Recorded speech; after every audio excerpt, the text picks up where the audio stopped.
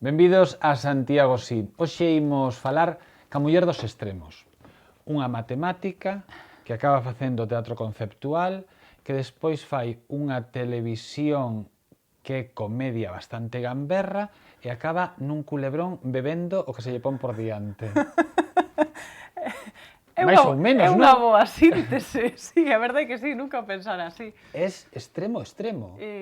Sí, pode ser, claro, son paus moi distintos, non? Claro, é que eu, por exemplo, que consumo televisión, pero mellor non son un gran consumidor de programas, e eu que tiño unha imaxe de ti moi teatral, para min foi un choque Claro. a outra parte. Sí, o inicio de traballar en Land Rover, non? Claro. Que conste que eu fui unha primeira sorprendida, en que me seleccionaran para aquel programa. De feito, cando me chamaron para facerme unha proba e tal, xa foi un programa de humor, e eu dixen, vaya, pois, bueno, vou, sabes? Pero claro. iba moi tranquila porque iba coa convicción de que eu non iba a encaixar ali claro. de ningunha das maneiras. Entón, quizáis esa cousa de ir así como tan tranquila de que non tes nada que perder foi o que fixo que, bueno, pois venga, pa diante, non? Quizáis hoxe en día que os rapaces utilizan moito o termo fluir, non? Fluen nas relacións sexuais, fluen nas relacións de parella, fluen nas etiquetas. Na nosa época, e vou tirar de ti cara a miña, que non é a mesma, pero bueno, sí que había unha pregunta básica que era, máis que ti que eres máis a papá ou a mamá, era, ti eres de ciencias ou de letras? Claro. E ou eras dunha cousa ou eras das outras? Efectivamente. Eu cando decidín que quería estudar matemáticas, entón no instituto xa escollías, non? Unha rama ou outra. Recordo que houve profesores meus de literatura, de historia da arte, que me deran nos primeiros cursos que estaban como moi sorprendidos, que me decían, pero como vas coller a rama de ciencias, non? Porque ademais logo a min eu íbame de excursión cos de letras, non? As excursións cos de historia da arte, así, sí, metíame por ali e acabábame coando, non? Entón sí que... Pero sí que eu penso que esa distinción é equivocada, non?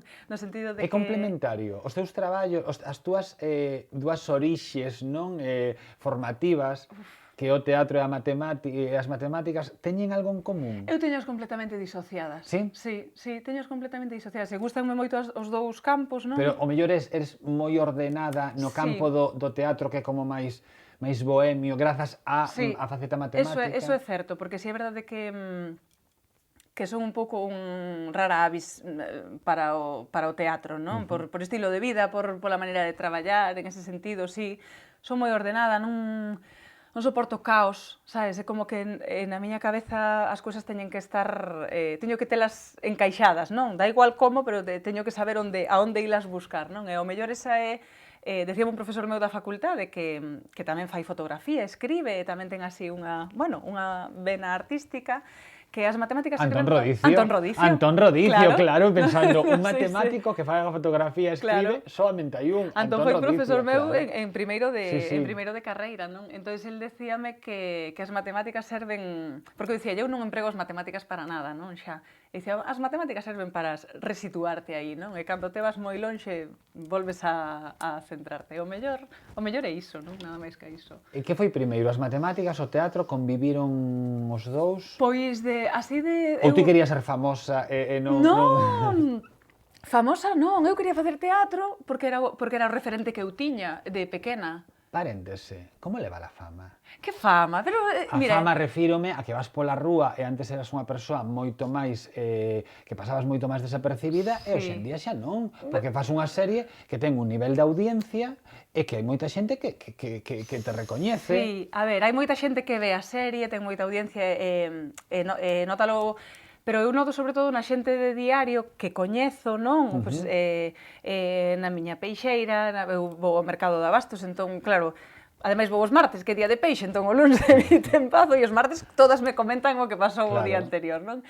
Entón, nese sentido, sí, pero é xente xa que me coñece. É moi raro que A ver, non digo que non pasara nunca, pero é moi raro que me paren pola rúa e me digan ai, ti esta. Pero notas unha mirada, notas... Sí, pero a xente moi Porque respetuosa, entón non me porque tienes interfire unha en min. rapaza que vives na rúa, quero dicir, se convivir na rúa... Non, estaba a dicir, isto soa fatal. Sí.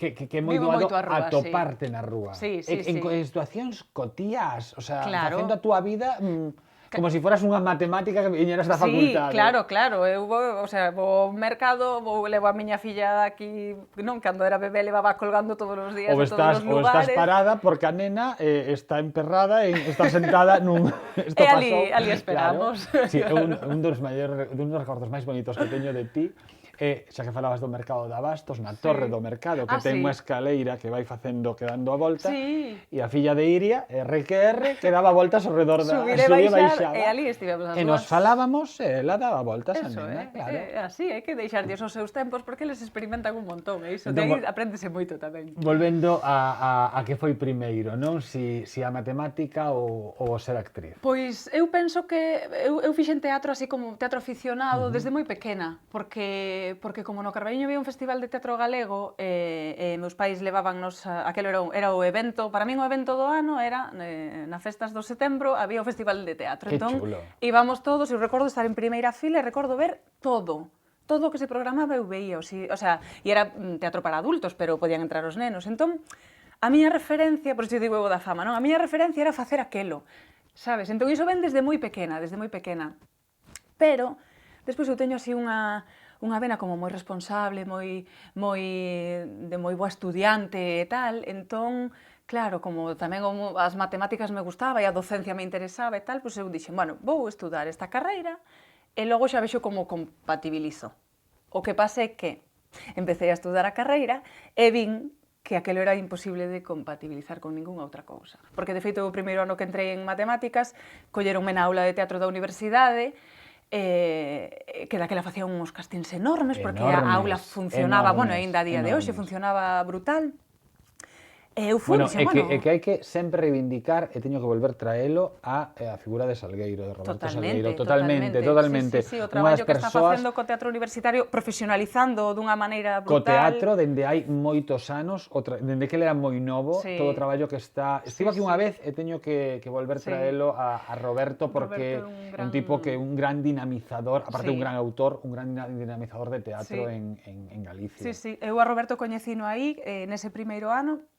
Empecé a traballar con eles na aula e foi cando me dei conta de que aquilo iba a ser imposible, ou aparcaba os estudos, que aínda non empezara prácticamente, porque foi no primeiro cuatrimestre, ou aparcaba temporalmente o teatro. E entón, naquele momento tomei aquela decisión, que agora penso e digo... Pero que grande, o sea, que responsabilidade que no primeiro ano que todo o mundo formula na súa cabeza si vou ir máis a clase ou vou salir, claro, si saio máis ou menos... E non faltei nunca a clase na facultade, nunca. E ti era ou fago teatro ou vou a clase. Sí.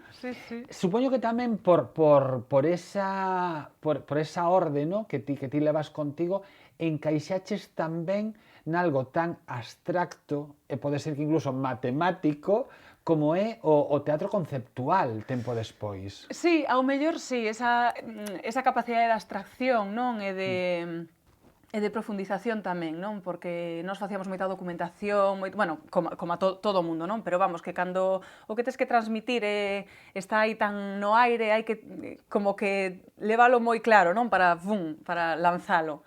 Non sei se ten que ver con iso ou non. Desde logo foi un campo que a min me gustou moito, no que me gustou moito moverme, non? E investigar, porque daba tiña como moitas posibilidades, non? Non tivechedes tempo de traballar o suficiente Xiana, Nerea e máis ti? Refírome con aquel proxecto que tiña desas tres en común, pasaron xa cousas, non? Pois Nerea xa comezou co cine, xa veo a Isla Mínima, el Goya, ti as series...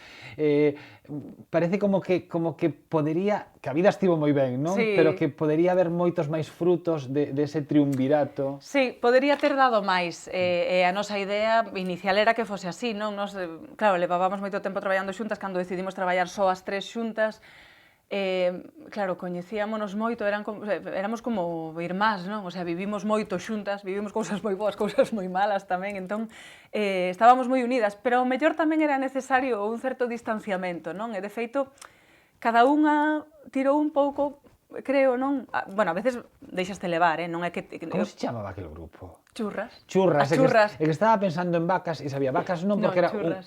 Por que vacas? Porque levaba Nerea nun dos espectáculos un traxe de vaca. Sí, non, era as churras. Churras de galiña, non churras de churras e merinas. Non, éramos churras de galiñas, porque de feito nun espectáculo salíamos ali de galiñas as tres. Quizás tamén era o peche que necesitabades para todo o tempo que levabades traballando xuntas. Sí, ao mellor sí, e fíxate que o último espectáculo, bueno, o último que fixemos xa foi en colaboración cunha compañía portuguesa tamén, pero o que fixemos as tres xuntas así como de catarse, era un espectáculo no que se trataba de soltar lastre, non? O lastre que levamos aí e tal. E ao mellor tamén funcionou un pouco como iso, non? Vamos a soltar o lastre aquí que nos vai pesando ao mellor e a partir de aquí xa...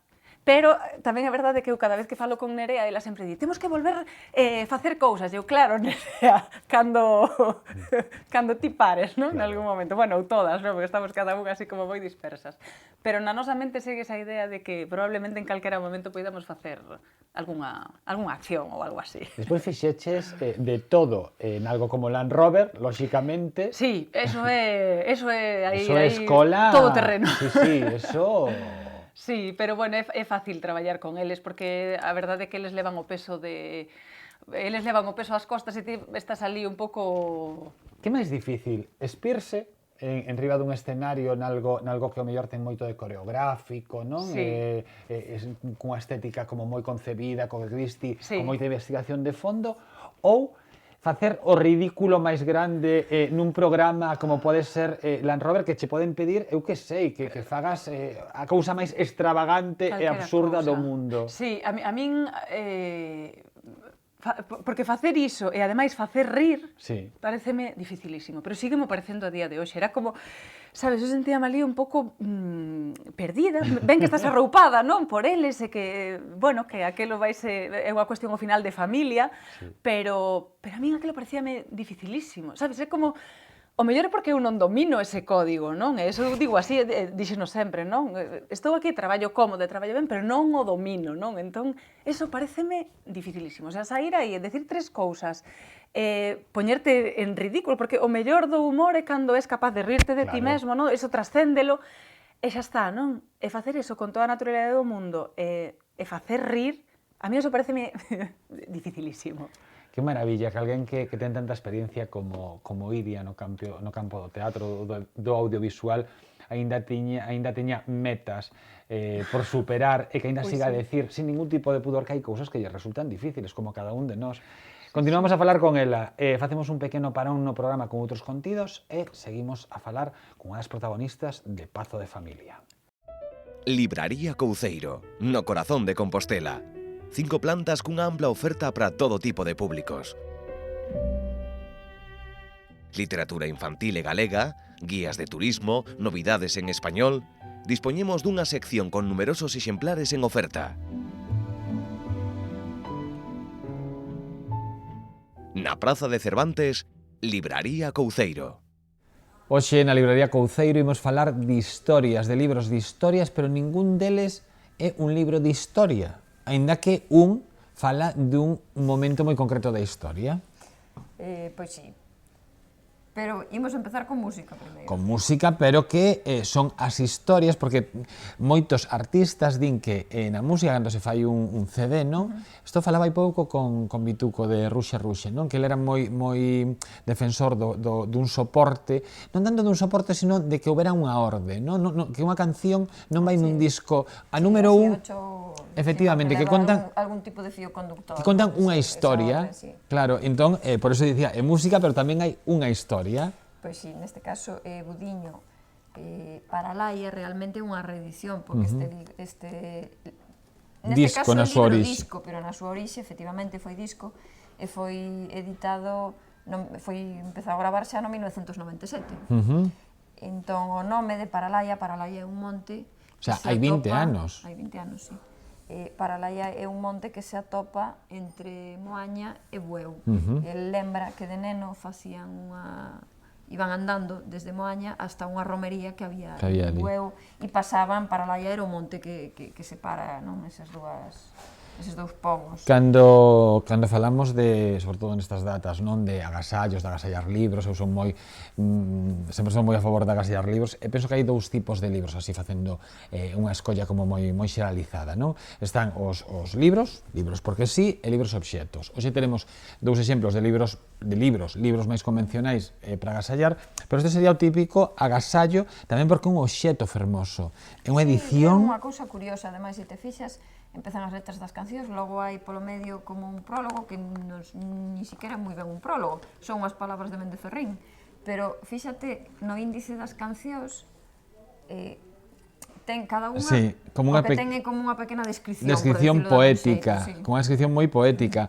Todas as ilustracións, ou moitas delas, teñen moito de collage, utilizanse diferentes técnicas. A verdade é que bueno, a mí pareceme moi original para calquera amante da música, galega e sobre todo para calquera amante de Budiño, é un regalazo. Trae o CD, non o dixemos. Claro. Por feito que o libro disco trae o CD, non? Sí, bueno, é un prezo estupendo, un prezo estupendo. El libro disco, xa trae o CD con Paralaia e trae esas ilustracións, trae toda esa información da que falábamos. Bueno, que son moitas cousas nun libro. Budiño, Paralaia. Teño unhas ganas de ler ese libro. Este libro, mira, a Sociedade Literaria e do Pastel de Pel de Pataca, eu creo lembrar, non podería aseguralo, pero creo lembrar que a traducción ao castelán suprimía o nome do pobo. Pode ser igual por cuestión de pronunciación, porque, bueno, en galego, a Sociedade Literaria do Pastel de Pel de Pataca de Guernsey. Mais ou menos. Bueno, pois, neste caso, a protagonista é unha escritora que recibe a carta dun descoñecido que resulta ser un dos fundadores dun clube de lectura que se chama así, a Sociedade Literaria do Pastel de Pel de Pataca. Que fala de como transcorre a ocupación alemá nese pobo, a través desas cartas que se entrecruzan entre a escritora e o... Estamos no ano 1946, estamos na ocupación alemá e na illa de Guernsey, pois ali hai ese clube de lectura que é a Sociedade Literaria do Pastel de Pel de Pataca e eso, hai esas, como dicía María, esa corresponde. Moito me gustan a mí os libros de intercambio de cartas, epistolares, sería unha mezcla epistolares. Hai un maravilloso que se chama 84, Charing Cross, que despois a adaptación ao cine era La Última Carta, e despois, para min, hai unha maravilla que é como, vou dicir unha barbaridade, é como un sálvame literario, que son a colección de cartas de Truman Capote. E entón, eso é, o sea, é como un sálvame literario, porque fala mal de todo o mundo e conta os trapos de Tennessee Williams, trapos suxos, o sea, é un librazo así, pero que paga moito a pena a correspondencia de Truman Capote. Bueno, pois isto é ficticio e... espera! Que sabía eu que aquí hai unha cousa que di este libro que me gusta moito. Di, encántame ir ás librarías e coñecer os libreiros. Realmente, os libreiros son unha raza especial. Ninguén no seu san xuizo traballaría nunha librería. E deixo aí porque ainda sigue. Ninguén no seu san xuizo traballaría nunha libraría. Igual non temos moito xuicio, quen sabe. Mira, un castigo pode acabar sendo algo moi bo ou pode mudar a vida de unha persoa. Efectivamente, pois neste caso, a Caixiña dos Rancores de Héctor Cajaraville, que foi galardado co Premio de Literatura Infantil e Xuvenil Raíña Lupa 2015, vou facer unha acotación, é que ata agora creo que todos os libros que escribiu Héctor foron ou gañadores ou finalistas de algún premio. En serio? Que maravilla! Ten o Merlín, ten o Xerais, neste caso agora ten a máis, o Merlín é infantil, este é algo máis juvenil. Sí, e o Xerais é o de adultos. Así que toca todos os paus. nota asomarse. Sí, sí. Estaba a pensar en chamalo para leválo á tele e facer unha entrevista de como ganar un premio, que me dirá, non teño nin idea. Seguramente, se alguén formula na súa vida que o seu objetivo de escribir é gañar premios, non acadará nada. Pois non, pois neste caso, xa ves que Que maravilla. Non hai fallo. Bueno, pois a Canxiña dos Rancores comeza con Estevo, que atropela un ancián co seu ciclomotor, e hai unha xuiza que chegou a Valdomar, creo que se chama Valdomar. O pobo, que ten unhas sentencias un pouco peculiares. E neste caso, pois, Estevo, despois de atropelala, ten que ir a facerlle compañía á anciá durante certo tempo, non? E a vella conta historias. E a vella conta historias. E hai unha historia da que ela é protagonista, pero que o millor igual non é tal como lla contaron ou tal como ela pensa que a viviu. E aí hai un misterio. Entón hai un misterio que Estevo e a súa moza Paula van a tentar solucionar. Ten unha pintaza, tamén xo digo, a literatura xuvenil, pensamos ás veces que por medrar hai certas historias que xa nos quedan lonxe, e a literatura xuvenil ás veces agocha grandes libros, como a min me pinta sin aínda lelo A Caixiña dos Rancores de... Que hai unha cousa que non dixemos, que era o que decías ti, algunhas veces algún castigo acaba sendo contrario, porque realmente aquí o que demostra este libro é que tamén moitas veces a amizade non ten moito que ver co que nos esperamos. Non, totalmente. Igual esperamos que algo nos defraude e sai unha gran amizade, ou ao revés. Esperamos moito en xeral. Esperamos moito e ofrecemos pouco. Esperamos moito e ofrecemos pouco, pero... Algunhas veces hai sorpresas tamén. A Caixiña dos Rancores, de Héctor Cajaraville, Premio de Literatura Infantil e Xuvenil, Raíña Lupa, 2015. A Sociedade Literaria e do Pastel de Pel de Pataca de Guernsey, de Merian Schaffer e Annie Barrows. Facemos un resumo. Isto era un rapaz cunha xuiz o castiga tendo que ir xunto dunha anciá que acaban contando unhas historias e aí hai un secreto, pero aquí estamos en 1946 na Alemanha, na ocupación alemá, e entón hai un intercambio de cartas entre unha escritora, non? E unha... O fundador dun clube de lectura que ten este curioso nome. A Sociedade Literaria do Pastel de Pel de Pataca de Guernsey. É a reedición maravillosa, coidadísima, delicada deste Paralaia de Budiño, agora en formato libro CD. Como me gustaron os tres.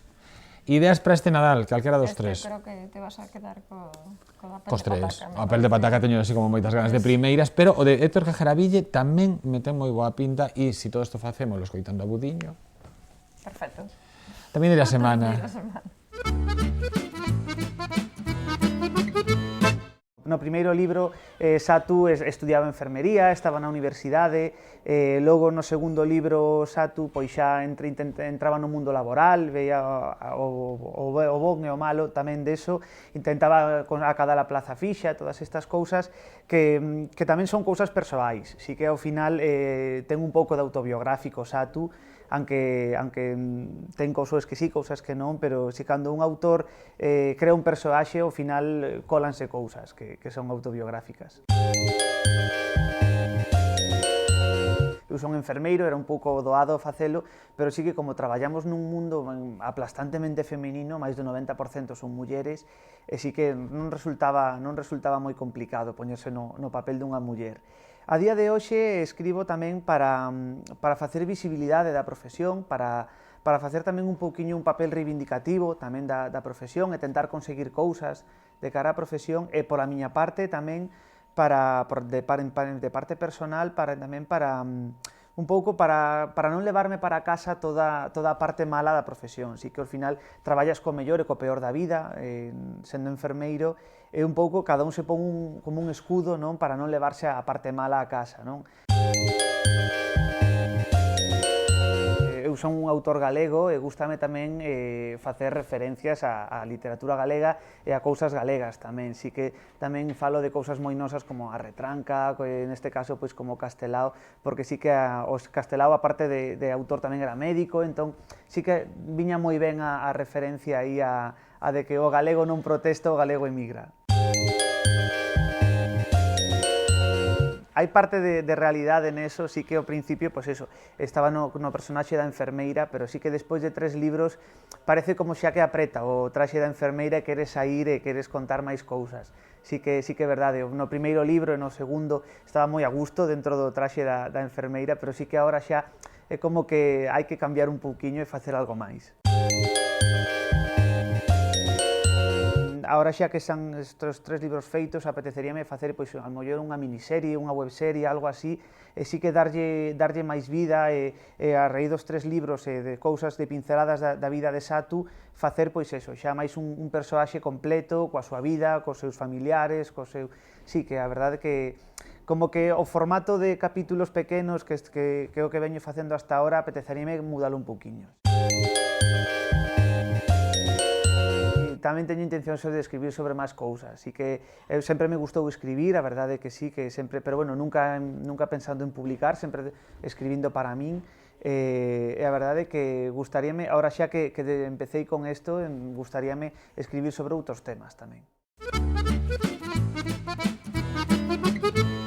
Hoxe estamos a falar no programa con Iria Sobrado, que matemática, a mí gusta moito dicir isto de matemática é protagonista de Pazo de Familia e de outras cousas, tamén falaremos de teatro e de outro teatro co que estás a acadar moitos éxitos, que é Raclet, non? Sí, a verdade é que estou contentísima, porque nos está dando moitísimas satisfaccións, moitísimas alegrías, estou disfrutando moitísimo en riba do escenario, como nunca disfrutara, é moi bonito e moi fácil traballar con Marían e con Santi, que son o autor e o director do espectáculo, Marían é a outra compañía. Premio, o texto é un premio. Claro, o texto xa foi premio Álvaro Cunqueiro do ano pasado. Do ano pasado foi premio Álvaro Cunqueiro, sí. Non estamos a falar de calquera texto, sino que se considera entre os especialistas, entre os expertos, o mellor texto de teatro en galego do pasado ano.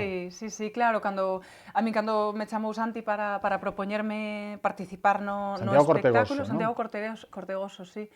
Díxome, bueno, envío o texto e tal, e eu recordo que íbamos a exteriores, eu estaba grabando Pazo e tal, levábame Nacho a exteriores, e iba falando con ele, bueno, ti mándame o texto, pero eu xa che digo que sí, sabes? Era como, claro que quero facer isto. Falaremos despois. Chegamos a Pazo. Chegamos a Pazo. Como é isto de ti presentaste porque é unha oportunidade de traballo, chamante, ti presentaste porque tes a curiosidade de traballar nun culebrón ou nun produto de Besteiro, que é un produtor que fixo éxito tras éxito. Como foi o proceso? Pois o proceso foi, eu recordo que chamoume a miña representante e díxome, vai haber unha proba para esta serie, é o novo proxecto do equipo de Libro de Familia, van facer unha serie, máis ambientada nos anos 80 e tal. Contoume un pouco de que iba, a verdade é que a Biblia de Pazo de Familia, a primeira temporada, era fantástica, non? A Biblia é ese traballo onde se recolle o que vai ser a serie, non? É como un resumo, como unha especie de libro onde se resume o que vai ser a serie, non? Para que iso non acabe disparatado. Iso chamaselle Biblia. Eso é, efectivamente. É que ás veces a xente, claro, utilizamos os termos moi naturalmente, pero sí. Pois iso, eu recordo que me parecíame moi interesante, non? O proxecto en sí, pero ademais logo o personaxe que finalmente me deron, porque había aí dúbidas entre... Porque ti non te presentaras para o personaxe que fas agora. No, eu presentárame para outros, claro, e finalmente a última proba que fixen foi para este. E entón, cando me explicaron de que iba este personaxe, e porque estaba entre este e outro, eu decía, eu vou facer as dúas probas, pero eu só quero este, sabes? Porque tía tantas posibilidades, pues, cada vez a primeira temporada era como, pero esta tía mola. Sí, entón, nada, foi así, fixen, non sei, tres probas ou así, fixen a primeira, recordo que saín e dixen, a ver, que tal, e a partir de aí xa vin que había un certo interese, non? Entón, xa vas como máis predisposta. Cantos capítulos levades? Mira, ou temporadas, se non te acordo. É que son 5 temporadas, vamos a empezar agora coa sexta, vamos a empezar no capítulo 65, 70, xa non sei. Sí. E que pasou en estes capítulos? Pois agora mesmo Que pasou, digo, dende o principio, así se tiveres que facer un resumo Ui, pasei rápido. por 7 vidas xa nesta Sí. serie, fantástico. Pasou que Mónica era unha faloche do meu personaxe. Sí, de ti. Era unha muller moi inestable que tiña todos os vicios do mundo. Bebías moito. Alcohol, drogas, relacións de parella, así un pouco enfermizas, tal, e unha persoa moi inestable, non? Filla dunha grande familia, da familia máis rica da cidade, non? Entón, un pouco unha nena consentida, pero que non acababa de encontrar o seu lugar, non? Precisamente por iso. Entón, pásase como 3 temporadas en ese estado de fum, moi enamorada de Nino, sí, pero non, porque non, bueno, era unha relación moi complicada tamén, hasta que... É que senón non habería serie. Claro, é que aí está, ten que haber chicha. Hasta que xa chega a debacle dela, non? Que realmente lle diagnostican un trastorno bipolar, iso xustifica moitos comportamentos dela. Entón, coa medicación necesaria, ela recomponse. Entón, o bo disto foi que se reconstruiu. Entón, o personaxe reconstruiuse tamén. Para min iso está guai, porque xa vivín moitas cousas daquela e agora o personaxe vai por outro lugar. Eu creo moito na tele en xeral, como educador. Eu digo que eu me eduquei moito ca televisión, e tamén parece moi interesante o que ti dis, o ter un personaxe que se comporta dun xeito e lle buscan unha xustificación médica, e iso tamén fai que normalicemos, o mellor, a xente que está a padecer, e que moitos de nós temos ao noso redor, xente que actúa ou vive ou desenvolve o seu día a día dun xeito absolutamente normal, e que o mellor ten unha esquizofrenia ou un trastorno de bipolaridade, que hoxe en día é algo que se pode convivir perfectamente. Sí, e máis, eu cando me dixeron que o guión iba a ir cara aí, eu documenteime para facer que aquelo fose tamén, que fose verosímil, non? E que fose crible de verdade. Recordo que falei con unha amiga miña que é psicóloga, se chama Paula, e entón ela explicoume, non? As dinámicas, os comportamentos, entón era moi gracioso porque, claro, dicíalle que en tal capítulo vai pasar isto, dicía, claro, que iso é moi coherente con este tipo de trastorno, non? Ou cousas así. Porque, claro, a mí eran cousas que se me escapaban, dicía, pero por que se lle está pasando tal cousa, reacciona así? E non, é que iso é porque responde a tal cousa. Tamén di o traballo dos guionistas. Sí, claro, sí, porque eso está o traballo guai. que ti fixeches de investigación, vese que é previo. Non infravaloremos nunca calquera produto, porque sempre hai unha chea de responsables, hai unha chea de profesionais que están detrás e están a traballar. Eu creo tamén moito na diversidade, en que podes ver algo moi conceptual, algo de moito arte de ensaio, e tamén podes ver o concepto culebrón, porque todo feito, ben feito, claro, pode ser un produto maravilloso. Sí. E se está detrás amando o señor Besteiro, pois aí hai profesionalidade. E agora alternas, vives na calle, alternas... Estásme facendo unha foto fantástica. Non, digo, agora alternas esta evolución de Mónica tamén con Raclet, non? Co teatro, que é algo completamente diferente. Sí, e ademais este espectáculo é algo completamente diferente ao que eu fixera en teatro, entón estou moi contenta tamén por iso, un traballo moito de texto, pero tamén é verdade que hai unha certa similitude, porque é un traballo moi contido, moi íntimo, non? Por decirlo de algunha maneira. Entón, manexámonos nun código un pouco audiovisual. Refírome a que é todo como moi contido, moi pequeno, e como intentamos que o público este bastante próximo, non? A idea é como se o público se mete nesa cea na que nos estamos facendo. Porque vos estades a facer unha raclette, que este sistema de comida francesa, non? Que son unhas pedras quentes, e se fríe... Algo así, vas fundindo, vas poñendo ali as verduras e o queixo, non? Realmente é iso, é calor, como unha fundí... como unha evolución dunha fundí, que hoxe en día está máis máis estendido. Entón vos ceades. Sí, nos ceamos. O bo deste espectáculo é que saímos e non hai que ir cear, sabes? Solo saímos e imos tomar algo, porque xa estamos todos ceados. Pero sí, enchufamos e ceamos. Parece complicadísimo comer en teatro. Pensamos que iba a ser, recordo que Santi estaba preocupado, non? Nos ensaios ao principio, non? Decía, cando enchufemos a raclette e tal, porque primeiro, o proceso foi traballar primeiro só co texto e tal. Non ides empezar comendo. No, a ver como comedes. Pero introduciuno moi pronto el, porque claro, é que a acción básica do espectáculo é que estamos sentados comendo. Fíxate que non dá moita marxe. Que tes que berrar non? E estás nese momento metendo algo na claro, boca, claro. Sí, pero falar ca comida na boca pasanos mogollón de veces, pero ao final xa te acostumbras. É algo tan, eu que che digo, é tan natural, non? Porque traballamos nun código completamente natural, o sea, que non hai artificios nese sentido, que acaba sendo moi fácil, o feito de comer. Cando empezamos cos primeiros ensaios, e Santi dicía, ai non, pois flúe, sabes, é como está rulando, está ben metido aquí, vas axustando cousas, sabes que podes beber aquí pero ali non e tal, pero con 4 cousas apañas para poder estar a todo ao mesmo tempo. Oye, unha cousa que se me estaba a ocorrer agora, claro, sempre hai un punto de ficción, o sea, a ficción nunca é realidade, entón a xente entende que se un actor ten unha escena de sexo, realmente non está practicando sexo co outro actor. A min o de comer pareceme algo moi íntimo, sempre digo a xente que pareceme un erro nunha primeira cita quedar pracear con alguén, porque podes ver moitos defectos e seguir fuxindo. Comes de outro xeito nunha obra de teatro? Bueno, é que aquí os personaxes teñen moito peso. O que lle está pasando a cada personaxe ten moito peso. Entón, por exemplo, o meu personaxe está comendo, pero ela non quere cear. Ela desde o principio do espectáculo, a súa parella dille, ceamos. E ela dille, mira, agradezo o esforzo, pero eu quero me ir. Estou todo o tempo como queréndome ir. Entón, como desa maneira. Realmente como moi pouco, non? Porque como... Veña, vai, pois vou facer o esforzo, veña, ímonos sentar e imos cear, tes toda a razón, hai que intentalo, veña, tal. Pero é como, sabes, cando estás ceando a desgana, porque sabes que é o mellor para ti e o mellor para os demais, pero que ti non queres. Entón, cada personaxe ten un conflicto dentro que lle fai comer dunha determinada maneira. O personaxe de Toni Salgado, que está tamén neste espectáculo, el come 3 veces o que comemos os demais, non? Porque o seu personaxe é un personaxe de enérxico, non? Constantemente, de consumo e consumo e consumo. Entón, eso, a maneira de comer está moi relacionada co personaxe. Entón, claro, é diferente. Eu na miña casa comeríame media raclette.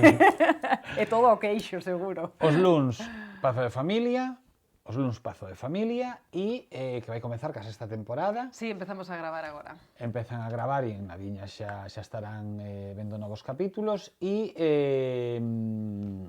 polas súas vilas, polas súas cidades, estean atentos, porque con ese nome tampouco era, como se chamaba aquela obra onde estaba ir eso? Non, Raclette é faciliño, non? É faciliño porque non é nada común, pois cando vexan Raclette vayan correndo ao teatro porque ali estará, bueno, Iria, o que dicimos, un texto premiado, Santiago, dirixido, autoría de Santiago Cortegoso, Marián Brañove, non? Sí, con actores estupendos, está Toni Salgado, Salvador del Río, Débora Bukusic, eu e Marián en escena. Sodes...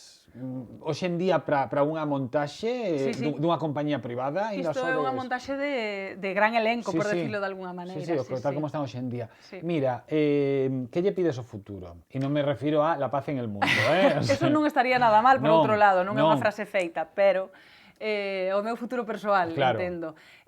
Pois eu quero seguir vivindo do meu traballo, que é unha das cousas que máis me gusta facer nesta vida é traballar, porque considérome moi afortunada por poder disfrutar cada día que vou a traballar, sexa no audiovisual, sexa no teatro, sexa escribindo, sexa o que sexa.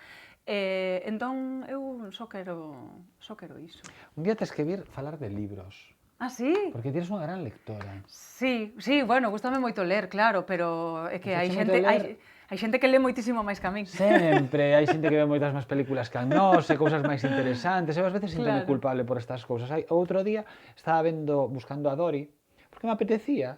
E ás veces tamén penso eso, digo, a ver a xente que este vendo unha cousa como máis intensa, que lle vai mudar a vida. Pero ás veces apeteceche ver ese outro tipo de cousas. E a mí non me mudou nada, pero bueno. Pero a veces necesitas ese tipo de... É que eu falaba dos libros por eso mesmo, porque sempre me parece que ti lees cousas moi interesantes. Sí, tamén leo a veces así libros de decir, ai, que teño que ler isto para... Que maravilla. Tamén, hai que ler de todo.